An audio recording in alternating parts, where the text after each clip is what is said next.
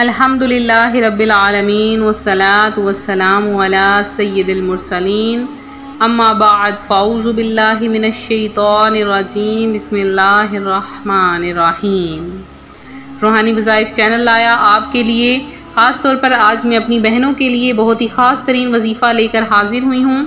आज का वजीफ़ा उन बहनों के लिए है जो चाहती हैं कि अल्लाह पाक उनके घर से बेबरकती को ख़त्म कर दे, उनके घर में दौलत अता फरमा दे और अल्लाह पाक उनकी तमाम हाजतों को पूरा कर दे। तो आपने बस एक छोटा सा अमल जो रूहानी वज़ाइफ चैनल आपके लिए लाया है कर लेना है। यूँ तो ख़वातीन जब भी कोई काम करती हैं तो अल्लाह का जिक्र ज़रूर करती रहती हैं। मैंने अक्सर बहनों को देखा है, बल्कि अपनी बुजुर्ग ख़वातीन को भी देखा है कि जब भी कोई काम करती हैं तो मुंह पर उनकी ज़बान पर दरूद पाक जारी रहता है। जब अपने बच्चों के लिए खाना बनाती हैं दरूद पाक पढ़ती हैं और अल्लाह का जिक्र करती हैं। अपने बच्चों को जब सुबह स्कूल के लिए भेजती हैं, मदरसे के लिए भेजती हैं, तब भी उन पर दम कर रही होती हैं, दरूद पाक पढ़ रही होती हैं।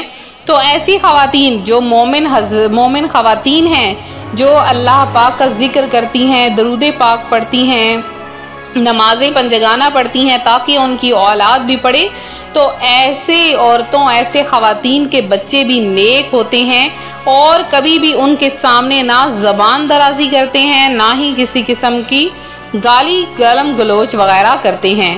तो ये ही कहा जाता है कि बच्चे की पहली दरसगाह माँ की गोद होती है। तो जब बच्चा अगर कोई बुराई करे तो समझ जाएं कि उसकी वालिदा ने उसकी अच्छी तरबियत नहीं की, क्योंकि जब एक चीज़ बनाई जाती है तो जब तक उसमें कोई चीज़ फीड ना की जाए तब तक वो चीज़ खुद ब खुद कभी भी नहीं चल सकती। अगर हम कोई चीज़ खरीदते हैं, कोई बर्तन खरीदते हैं, अगर हम उसकी बहुत ज़्यादा एहतियात करते हैं, उसको अच्छे डिटर्जेंट वगैरह से या अच्छे हम बर्तन धोने वाले साबुन से हम धोते हैं या किसी कपड़े को हम बहुत बेहतरीन तरीके से इस्तेमाल करते हैं, तो वो हमारी चीज़ बहुत ज़्यादा खूबसूरत रहती है, अच्छी हालत में रहती है और बहुत अरसा चलती है। लेकिन अगर हम उसको सही से इस्तेमाल नहीं कर सकते, सही से हम उसकी एहतियात नहीं करते, तो उसका ये नुकसान होता है कि वो चीज़ फौरी तौर पर ख़त्म हो जाती है। इसी तरह बच्चे होते हैं, जब बच्चे पैदा होते हैं तो उनमें वही चीज़ आती है जो वो इर्द गिर्द माहौल से देखते हैं और अपनी माँ से सीखते हैं, अपने वालिदैन से सीखते हैं या अपने रिश्तेदारों से या बहन भाइयों से सीखते हैं। तो अगर आप बच्चों की घुट्टी में ही नमाज, रोज़ा, कुरान पाक ये तमाम चीज़ें डाल देते हैं तो बच्चा हमेशा इन्हीं चीज़ों का पाबंद हो जाता है, वो इन चीज़ों से हटकर कभी भी कुछ भी नहीं करता। लिहाजा अपने बच्चों को हमेशा दीन की तालीम दें, क्योंकि आपके लिए यही सदकाए जारिया है। अगर आप अपने बच्चे को दीन की तालीम नहीं देंगे तो वो कभी भी आपके लिए सदकाए जारिया नहीं बनेगा। आप अपने बच्चों को दीन की तालीम देंगे तो वो बच्चा आपके लिए सदकाए जारिया बनेगा। जैसा कि मैंने पिछले दिनों एक वाक़या पढ़ा कि एक लेफ्टिनेंट जनरल जिसने अपने 2 बच्चों को पढ़ाया लिखाया, अच्छी तालीम दी और उसके बाद उन्हें आराम व सुकून के साथ रहने के लिए घर, खूबसूरत घर और आरामदेह आराइश वाला घर बना के दिया। बच्चे खूब आराम व आसाइश के साथ रहना शुरू हो गए। कुछ अरसे के बाद उनका वालिद रिटायर हो गया, लेकिन फिर भी उनकी आसाइशें जारी रहीं और वालिदा का इंतकाल हो गया।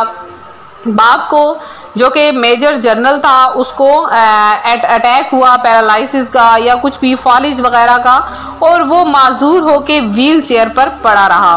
बच्चों की शादियां होगी, बच्चों ने अपनी बीवियों को लिया और हनीमून पर चले गए। वहां पर वालिद के पास एक नौकर को रख गए कि तुम उसकी खिदमत करो और तुमने उन्होंने क्या किया, पूरे घर को चाबियों से लॉक कर दिया और चाबियां अपने साथ ले गए। सिर्फ एक कमरा खुला छोड़ा जहां पर नौकर उनके वालिद की खिदमत करता था।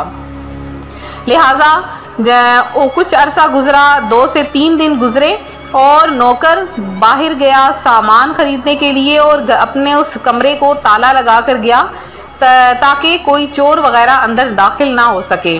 जब नौकर बाहर निकला, सड़क पर गया तो उसका एक्सीडेंट हो गया और वो वहीं पर गिरकर फोत हो गया। लोगों ने उसे उठाया और नामालूम लाश समझकर दफना दिया। जब 3 माह बाद उनकी दोनों बेटे वापस आए और उन्होंने ताला तोड़कर अंदर देखा तो बाप की गली सड़ी लाश पड़ी थी। अब ऐसा होता है कि अगर हम अपने बच्चों को दीन की तालीम नहीं देते, हम अच्छा खाना तो देते हैं, अच्छी परवरिश तो करते हैं, लेकिन ना ही उन्हें कुरान सिखाते हैं, ना ही उन्हें दीन की तालीम देते हैं, तो उन्हें कैसे पता चलेगा कि वालिदैन की खिदमत कितनी ज़्यादा ज़रूरी है।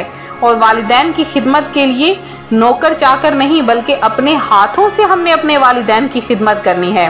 तो ये चीज़ें सिर्फ और सिर्फ हमें कुरान पाक और अहादीस सिखाती है। लिहाजा खुद भी नेक बने, अपनी औलाद को भी नेकी की तरबियत दें। और ख़वातीन जो कि काम काज करती रहती हैं सारा दिन, तो आपको चाहिए कि जब भी कोई काम करें, ख़ास करके जब ख़वातीन सुबह झाड़ू लगाती हैं, झाड़ू पोछा वगैरह लगाती हैं, तो उस वक़्त अल्लाह का अगर एक नाम पढ़ लें लगातार, तो अल्लाह पाक उनके घर से बेबरकती को ख़त्म कर देता है। आपने क्या करना है, बहुत ही ज़बरदस्त किस्म का वजीफ़ा है। आपने जब भी अमल करें तो आपने या अल्लाहु या रहमानु, या अल्लाहु या रहमानु को लगातार पढ़ते रहना है। जितनी देर आप घर के काम काज करती हैं, घर में झाड़ू वगैरह लगाती हैं, उससे ये होगा कि अल्लाह पाक आपके घर से बेबरकती को ख़त्म कर देगा। हत्ता के चैन पैन समंदर की मछलियां भी उस बंदे के लिए, उस खातून, उस घर के लिए दुआ मांगना शुरू हो जाती हैं कि इसने अल्लाह तबारक व ताला को रहमान कह के पुकारा है। तो अल्लाह ताला उस बंदे की, उस खातून की, उसके घर वालों की, उनके बच्चों की तमाम हाजतों को पूरा कर देता है, उनको आसाइशें अता फरमा देता है। तो ये था हमारा आज का अमल, हमारा आज का रूहानी वजीफ़ा, जो रूहानी वज़ाइफ चैनल आपके लिए लेकर हाजिर हुआ है। आपने खुद भी इस वजीफ़े को करना है और आगे भी शेयर करना है, ताकि दूसरे बहन भाई भी इससे फ़ायदा हासिल कर सकें। तो इस वजीफ़े की आम इजाज़त है, आप लोग कम अज़ कम 100 बार दरूद पाक पढ़ के ज़रूर कमेंट में मैसेज करें। इंशाअल्लाहुल अज़ीज़ आप सबके लिए खसूसी दुआ का एहतमाम करवाया जाएगा और आपको अपनी दुआओं में भी शामिल किया जाएगा। तो अल्लाह पाक से दुआ है, अल्लाह ताला आप सबकी तमाम हाजतों मुरादों को पूरा करे, आपको अपनी जनाब से बेशुमार रिज़्क़ अता फरमाए और आपकी तमाम ख्वाहिशात जो कि बरसों से आपके दिलों में दबी हैं, छुपी हैं, उनको पूरा फरमा दे और आपको बेशुमार अता फरमा दे। इतना अता फरमाए कि आपको कभी भी किसी से मांगना ना पड़े। अल्लाह पाक आपकी तमाम बीमारियों को दूर कर दे, आपकी तमाम दुआओं को पूरा कर दे। और मेरे जिन बहन भाइयों के एग्ज़ाम हो रहे हैं, अल्लाह पाक आपको एग्ज़ाम में कामयाबियाँ अता फरमाए और अल्लाह पाक आपके ख़ानदान को, आपकी फैमिलियों को एक दूसरे के साथ प्यार मोहब्बत के साथ रहने की तौफीक अता फरमाए। वीडियो को लाइक शेयर ज़रूर करते हैं अपने अगले वजीफ़े के साथ। फ़ी अमान अल्लाह।